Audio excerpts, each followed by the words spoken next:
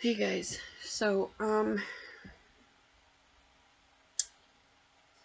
I don't even you I don't even know where to begin with what has happened. Something I swore I would never, I never ever dreamt in a million years I would ever have to do. Um, I never thought I would do. I had to call the police on my 9-year-old son. You know, my respite worker, or old respite worker, who is a very dear friend of mine. She's a retired school teacher. Um, she told me that she gave me a wake-up call that this just can't continue, that it's going to get worse. And it's not just for my safety, but for both of us. Um, Especially because I'm alone. I've always been alone. That Aizen has no consequences. You know, being a mother with a special needs child who has such anger issues, and having PTSD and anxiety disorders myself, my own severe trauma and triggers. It's a very um,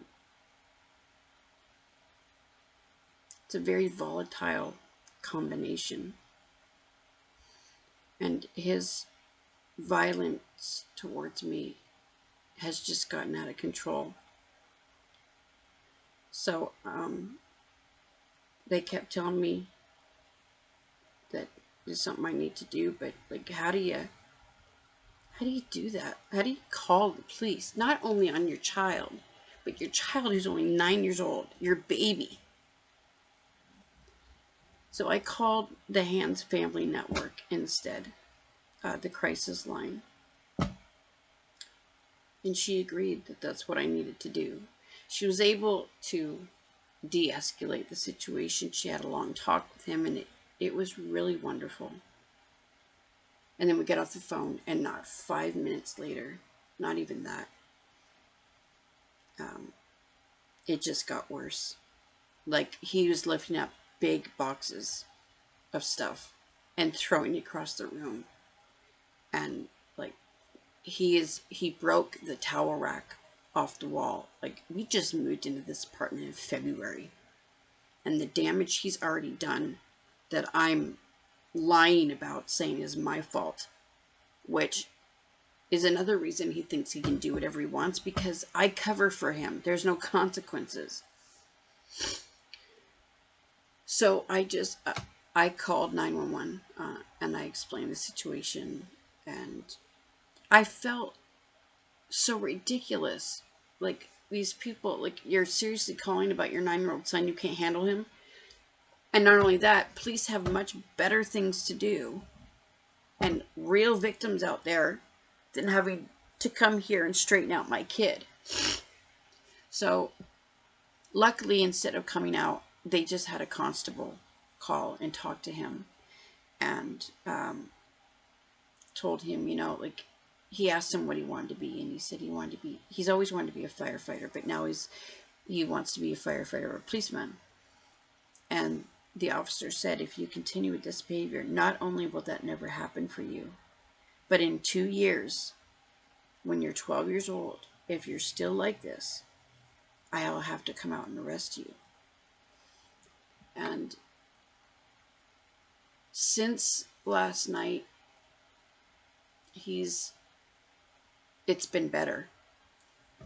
Every time he starts to almost get violent, I'll be like, you're breaking your promise to the constable. And remember, he said, if you continue this, next time 2 police officers will come back. They won't call you. So, and he really liked this. This guy was so good with him. And Aislin's never had a male role model. So he really listens when men talk to him. So I'm hoping that this will help. And it didn't help at all that his prescription, his ADHD medicine, wasn't called in. So he's been without his medication for 2 days, which is no excuse. And you would think, knowing that a child is in crisis, which is exactly what I said to the pharmacy, and you would think that they would work with me and at least giving him a 2-day supply, because the doctor wouldn't call in the prescription over the weekend for whatever reason. I don't know, maybe she's not there. But because it's a controlled substance, they wouldn't call it in. I said, you know, it's different if it was for me or an adult, or you got to work about, you know, addicts or whatever. But I just told you, my 9-year-old son is in crisis, and you're not even willing to fucking help us. Even the officer asked, you know, did you call the pharmacy? And he was like, are you serious? They would not give him a couple days supply. Like, even he was shocked. So, you know, I don't know if I did the right thing. I'm hoping you guys will give me your advice, your input.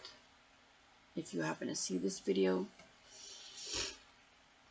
if you could just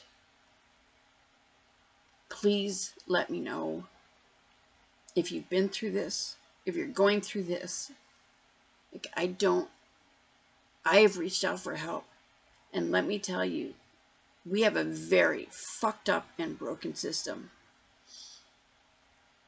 and it's not fair. You know, when he was a baby, and he was first, you know, showing signs, we had 8 different agencies and services helping us. Now that he's older, we have nobody. And everyone, like the last place we were with was community living, and they pushed and pushed and pushed for him to get a psychological evaluation. We finally get it, and they terminate our services because he didn't, oh, what's the word I'm looking for?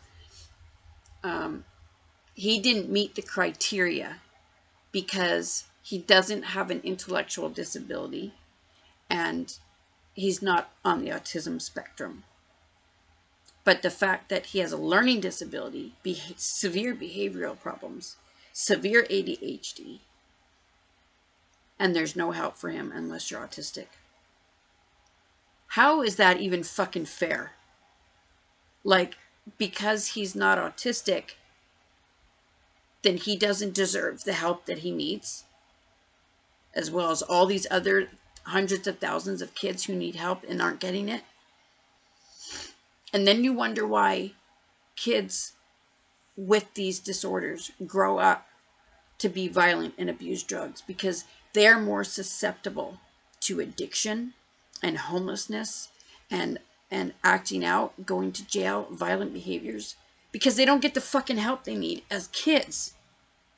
It's not fucking fair. You know, I went to school so I could learn more about this and about my own trauma, and maybe I could help us because nobody else wants to help us. But, you know, school takes a long time. I've been in school now for this field for 3 years, and I'm learning more than I did, but precious time has been wasted that we could have had help. You know, by the time I finish my courses, he's going to be 12 years old. And by then, it's going to be too late. Not too late, but, you know, if we don't get help now, like, I can't fix him.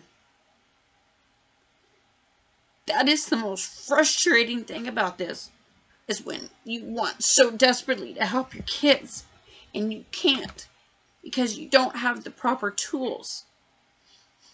You know, and it's not fucking fair. He does not deserve this. This is not his fault.